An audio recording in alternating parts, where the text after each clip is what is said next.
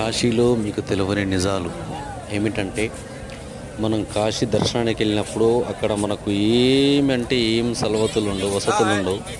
కనీసం తాగడానికి నీళ్ళు ఉండవు. అసలు పట్టించుకోరు. ఎండకు అలానే లైన్లో నిలబడాలి. బ్లాక్ మార్కెట్ బాగా జరుగుతుంది అక్కడ. ఎంత ఘోరంగా అంటే చాలా ఘోరంగా ఉంటుంది. ఎవరైనా సరే వెళ్ళినప్పుడు వాళ్ళతో పాటు ఒక వాటర్ బాటిల్ తీసుకోవడం చాలా మంచిది. దేవుని దర్శనానికి పోయినా ఇక్కడ కాశీలో వచ్చేసి గంగా దగ్గరికి వచ్చి స్నానాలు చేద్దామన్నా కూడా ఈ స్నానం ఘాటు దగ్గరనైతే అసలు లేడీస్కి అయితే చాలా ఘోరమైన పరిస్థితి. ఎందుకంటే లక్షల మంది వచ్చి స్నానాలు చేస్తుంటారు. కనీసం వాళ్ళు బట్టలు మార్చుకోవడానికి కూడా గవర్నమెంట్ ఏర్పాటు చేయలేకపోయింది. అంటే ఉండొచ్చు, కానీ ఎక్కడున్నాయో తెలియదు. జనాలు స్నానాలు చేసే దగ్గర కనీసం వాళ్ళకు వసతి కోసం అన్నా కొంచెం ఏదన్నా అడ్డు పెడితే కూడా వాళ్ళు స్నానాలకు దానికి దీనికి బట్టలు మార్చుకోవడానికి బాగుంటుంది. అసలు ఎలా అంటే పరిస్థితి చాలా ఘోరం. కాశీలో కానీ ప్రయాగరాజ్లో కానీ చాలా ఘోరం.